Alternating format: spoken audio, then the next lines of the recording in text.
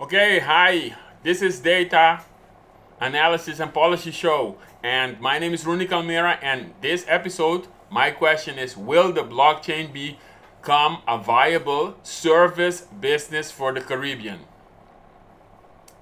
So let me see. Yes. So will the blockchain become a viable business in the Caribbean? That is the topic of this show. Okay, guys. In this episode, I want to talk to you about an important thing. This is blockchain month. So in the blockchain month, I'm always talking this month I'm talking about the blockchain, and I'm going to show you some things. I'm not going to show you the Caribbean. I'm going to show you the Asian markets, because if you want to know what is possible with the blockchain, then you need to go to the Asian markets. Okay. Will the blockchain become a viable service business in the Caribbean? As you know, the blockchain can be used in manufacturing. It can be used in services, for especially the fintech industry. And the fintech industry is the industry where, let me see. Hey, I have some trouble today with my computer, because probably a lot of resources are used. But stay with me. Will the blockchain become a viable service in the Caribbean? As you know, the blockchain with fintech is can be classified as a service business. And when you look at the service business, the development of the service business, then you see the potential that the blockchain can get. The blockchain, most of the blockchain companies are fintech companies, and those are financial technological companies. And those companies are basically software companies, and they are delivering an app or they are delivering a service. So if you want to know what the service is doing, then you can be looking at it in the Caribbean, but you can also be looking at the Asian tigers. So I'm going to show you first what the service sector can be for some countries in Asia, and then you can project the same situation to the Caribbean. You see the potential. So let me go to my screen, and I'm going to my screen, and I'm going to this website. Now this website is the Asian Productivity Organization website. So just look at it's apple.tokyo.iapm.org. If you type blockchain 11 in the in the in the comments below, you will see this. I will give you this information. So let's go to the this website. So what does this website tell you? Let's look at, for instance, a very important country in Asia, which is Singapore.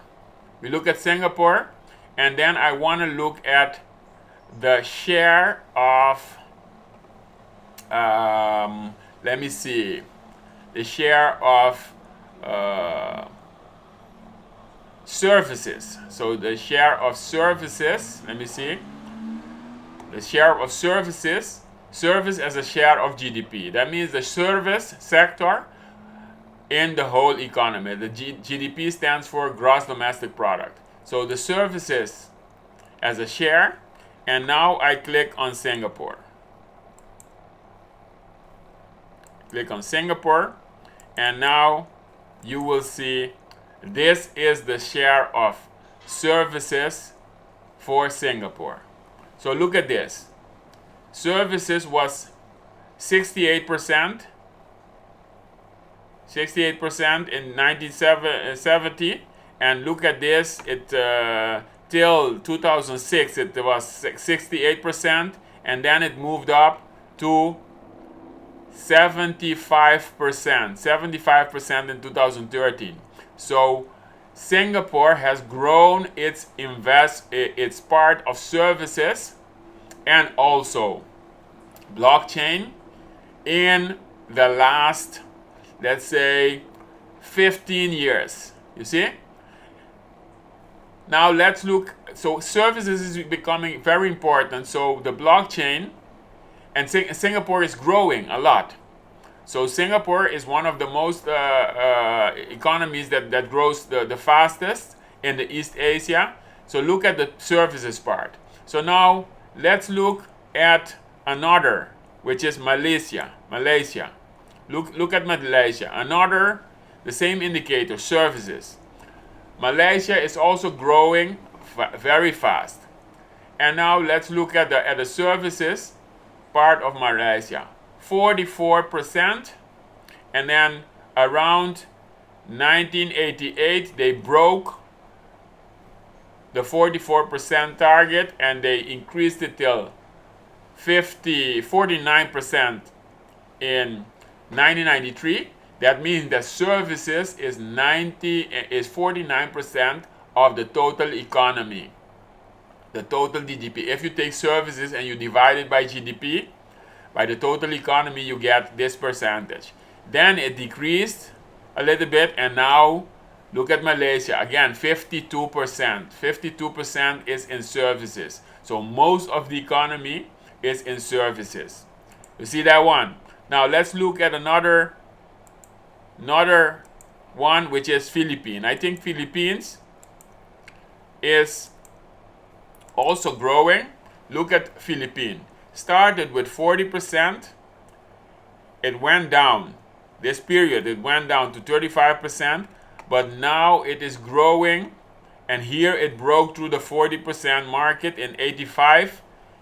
It went, here it broke to the 50%, and now it went to 60%. So you see here a pattern. The pattern is that Philippines is for 60% of its economy, it's based on services. So the blockchain is a part of the services economy. So the blockchain, these countries, they have a major part, which is the services. Now let's look at another one, Vietnam. Look at Vietnam. We have 36% in services, breaking through the 36%, going up almost 50% in 1995, and it is decreasing again, but a significant part, 46%, is in services. So all these countries, they have the services as their main driver. Now let's look at another resource, another indicator, which is the investment as a part of GDP. And later on we will look at another indicator, but let's look at investments as a percentage of GDP. Are these companies receiving investment or not? So again, Singapore, let's click to Singapore. Are these countries receiving investments or not? Look at the investments in Singapore. So Singapore had 40% of their, around 40% of their economy, they invested 40%. These investments were 40% of the GDP. Then it went high to almost 47% in 1984. So these were huge investment period in Singapore. Then the investments declined a little bit, and now here it is again declined. So the growth of Singapore was in this period. You see, the growth of Singapore, let me show you that it is Singapore. The growth of Singapore was in this period. Let me look at another one,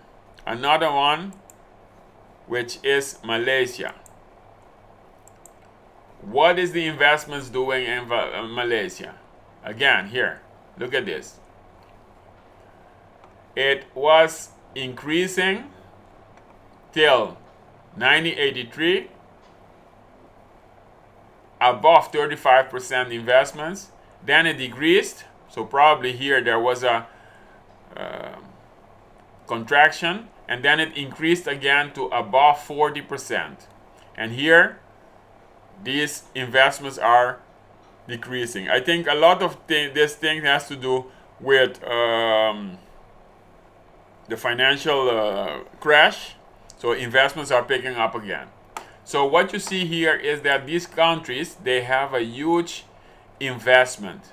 Their economy, so they are a service economy and they receive investment. So it doesn't mean that a service economy doesn't receive investments. A lot of times people think, hey, we need to be in manufacturing, or we need to be in oil, or we need to be in all kinds of agriculture.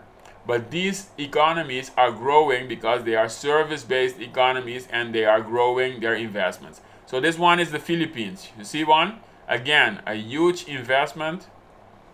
Investments are dropping here, and then they are increasing again, 24%. And here you see the same pattern going down. So now let's look at investments in ICT, which is blockchain. Because ICT, blockchain companies are, most of the time, they are ICT companies. Although they are fintech, financial companies, most of those companies are software companies. So let me look at that indicator. I found that indicator, ICT share of investment. You see one, ICT share of investment. So that means from the investments we have seen, how much is ICT? And you can also look at construction, but let's look at the ICT. So are these countries, are they investing in ICT, which is blockchain? Singapore, look at this. The Singapore investments in ICT. So you saw that the part of services is growing. You saw that the investments was high. Look at what Singapore is doing in investment in ICT. Low, 6% of the investments are in ICT. Increasing huge, so this was a huge period from 1983 till 1988. 5 years, a huge investment in ICT. And then here it's declining again, but here it's growing again. A huge investment of 18% in ICT. And here they are around 14%. So Singapore investing in ICT. Malaysia. Let's look at Malaysia. Again, low, 2%. And then Malaysia started later on. Here in 1985, they started investing in ICT. About 4%. And look at this huge increase. So from 1997 till 2001, a huge investment in ICT, 12%, going to above 14%, and then decreasing again. So here you see again Malaysia. So let's look at Philippines. Philippines. Also we saw services. Look at Philippines. Here below 4%. Huge increase in investments during this from 1983 till 1986. Dropping again. Look at what's going to happen here. Above 13%. And here it's dropping again. So let's look now at one of the things, which is GDP, real GDP growth. Real GDP growth. So the growth of the economy. Okay? The growth of the economy. So we have seen investment in, we have seen services, very important, growing. 2, investments, growing. Investment in ICT, also increasing. And now let's look at the results, because when you invest, the reinvestments will materialize, some of them into returns, and now the returns are in the economy. So look at this. Singapore, again, Singapore, GDP. Look at the gross domestic product growth. 8%. 8% target. Look at this. 10%. Here there is a decrease, 2%. And then again, so this economy is growing around 8%. Look at this, 14%. And now it is decreasing again to 2%. But look at this period. Very high growth of GDP. Look at, so this tells us that services is bringing a lot of growth. Let's look at the Philippines. So what's happening with the growth of the Philippines? Growth of Philippines, yes. Look at this. 5%, 8%, 3%. Yeah, here there is a big recession, something happened here, but then they continue again, 7%, 6%, 5%. So this economy, Philippines, is growing very fast, and it is fueled by services. Let me look at Malaysia. Malaysia, guys, here. So 9% Malaysia. Here there is a contraction. Again, 10%, 9%. So this is the growth of the economy, guys. 9%, 8%. Look at this, 6%. Okay, so, and now finally, let's look at the labor productivity. Or yes, how much? No, let me look at the GDP per. I want to look at the GDP per capita. So per worker productivity. I want to look at the per capita real GDP. So this says something about how rich these people are. So close. How rich, how wealthy are these countries? Per capita GDP, how wealthy are these. So this is the how thousands of US dollars per capita GDP. So and then the real one. So this is corrected with inflation. Look at Singapore.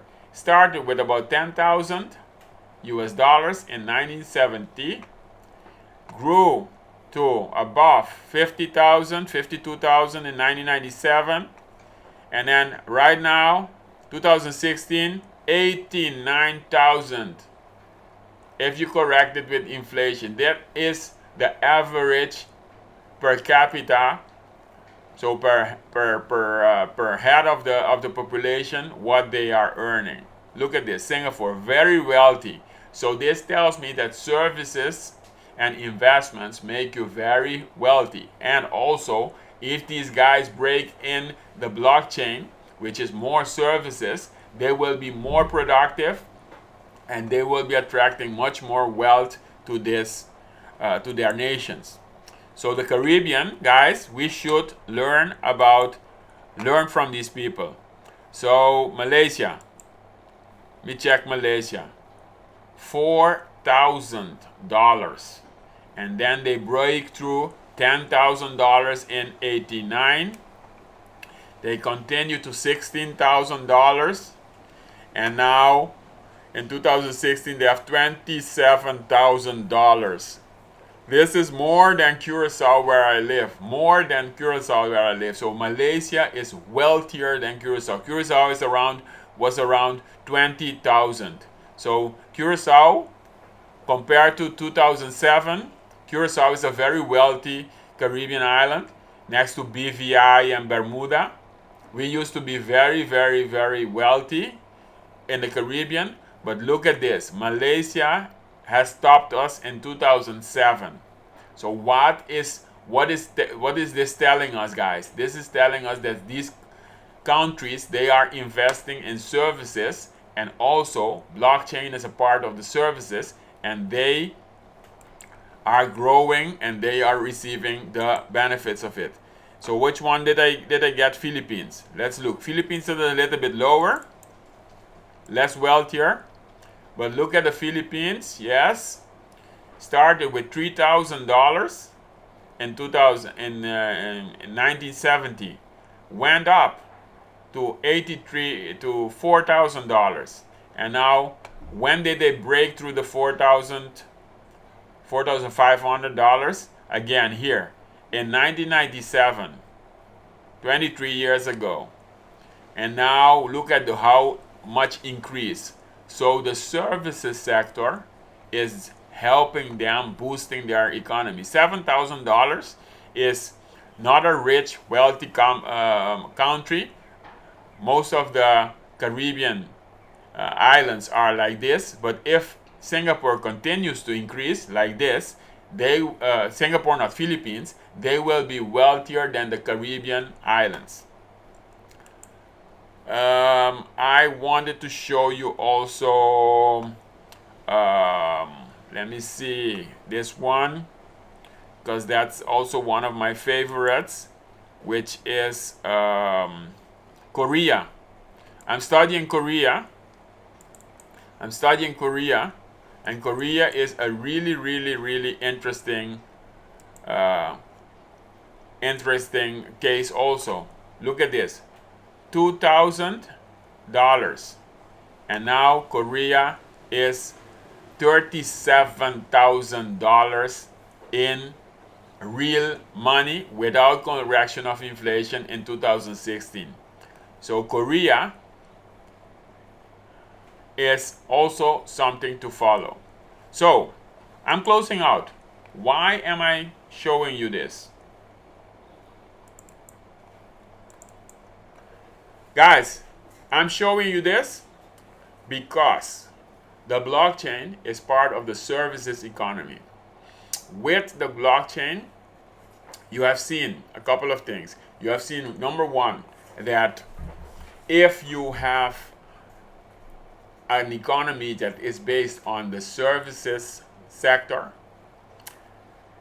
if you invest, number two, if you invest in that economy, if you invest in ICT, a big part of your investments is in ICT, which is technology, then you will be able to attract the new type of businesses, which are blockchain businesses, because blockchain is ICT. A lot of islands in the Caribbean, they are based on tax evasion, or lowering the tax base. Our offshore business, our international financial services business of Curacao was big in the tax business, delivering services to companies in the world that can lower their taxes. For that, you need lawyers and you need tax accountants. But now with the blockchain, because this is blockchain one, I'm telling you, the new services will be software developers. You need software developers. You need people that can create apps on the blockchain, dApps. You need people that know how to use their wallets. You need people that know how to solve problems that bring a lot of people together, and a lot of people don't have the same information, and you can convert that into an app. You need people that create apps that can follow the value chain of products, and you need people that are focused on the services business. So I've shown you how the Asian companies, the Asian countries are delivering a lot of GDP per capita, a high income for their population. So the Caribbean, what you need to do, what we need to do in the Caribbean is we need to, one, focus in the services business. Two, invest in the services business, invest in ICT, the governments, the businesses, invest in acquiring technology, invest in improving the ICT infrastructure, invest in ICT of the government, invest in ICT for the blockchain, and that can attract the new type of companies which are blockchain companies. That is what I want to share with you. If you want the website of this information, if you want that, type blockchain 11. Guys, I have received a couple of, if you have any comments, if you have any questions, ask below. Curacao right now, I want to finish with something. Curacao right now has a financial package. They are increasing, the government plans to increase the taxes. And when you increase the taxes, I already calculated in another, not another episode, in a workshop. And that workshop can be bought. Type below workshop if you want to receive more information about that workshop. And that workshop sells right now for $149. $149 in a 2-hour workshop. I give you the effects of the fiscal measures on Curacao. While we have those measures on Curacao, other islands and other countries, like the Asian countries, they are investing in their productivity. They are transforming their economies. So what I want you to focus on in the Eastern Caribbean and in the Dutch Caribbean, as you know, I have created 10 economic models of all those islands in the Caribbean, of all the islands in the Eastern Caribbean, and also the two islands, Curacao and St. Martin. I want you to take a look at those graphs. I want you to type blockchain 11, and then you will receive, what will happen is a chat bar will open after this episode, and I will give you that information that I just shown you. I will give you the website where you can find that information. Number two, I want you to study those economies of in the Asian region, because as you know, China is already the second biggest economy in the world, and a friend of mine is investing highly in the blockchain and doing projects in Asia, because the Asian countries, they created something called Asian Productivity Organization. Why would they invest into productivity? Because productivity is the best indicator to grow your economy. If you invest in productivity, either through technology or through other investment in ICT, etc., that is the way how you can transform your economy. A lot of people are complaining like we don't have high wages. We don't have high wages in the Caribbean. We don't have high wages in tourism.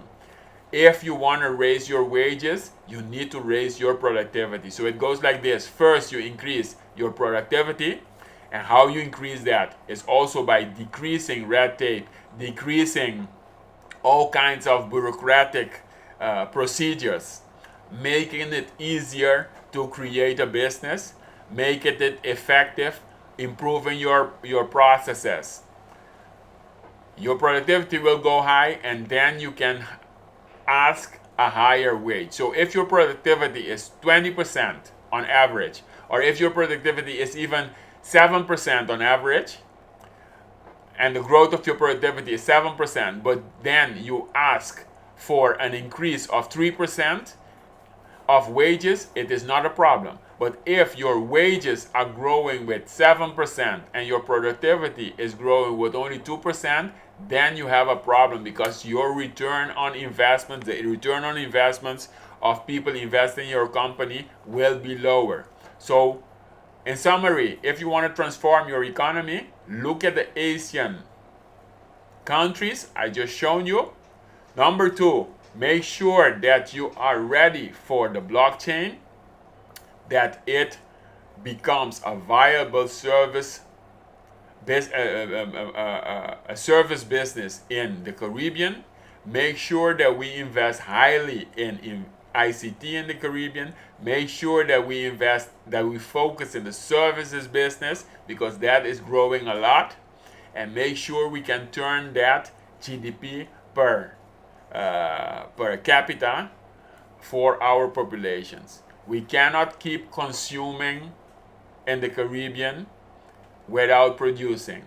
The way to go forward is by having a high labor productivity. I have not even talked about the future of work. I have not talked about chatbots, etc., taking over or using chatbot to improve our productivity. If you want to know that, also you can type below chatbot and I will point you to another channel which is the Dream Business and Financial Freedom channel I am having, and you can find that channel on facebook.com/My Dream Business Coach. That is where I talk about productivity tools for your company, for your restaurant, for your local business. Like if you have a Facebook page, I'm talking about how you can get a chatbot, how I can and my team can help you get a chatbot. And the chatbot is also one part of innovation. Okay, guys, so that was it. Type blockchain 11 if you wanna know more about what I presented today, which is the Asian countries. Some indicators about the Asian countries. Data analysis and policy. I hope you liked this show. I hope you found it valuable. Here you see how I present the data. I turn it into analysis, and so that you can make your right policy for investors, for business owners, policymakers in the Eastern Caribbean. See you next time. Bye.